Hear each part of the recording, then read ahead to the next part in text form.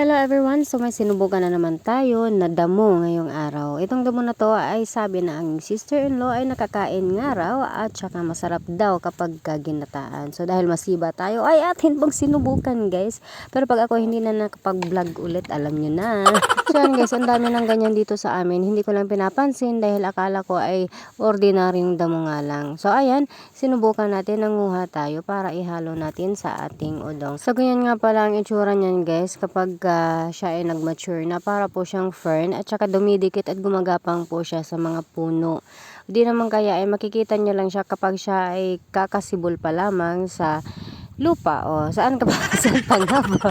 Hindi nasa lupa. So ayan guys, pagkatapos natin manguha, edi dumiretso na tayo agad sa gripo para mahugasan at mahimay na natin ang ating kinuha na damo. Medyo kinakabahan pa nga ako dito everyone kasi nga hindi ko alam, hindi ko mawari ang nararamdaman baka tayo pagka subo nito ay biglang mangisayo, di ba?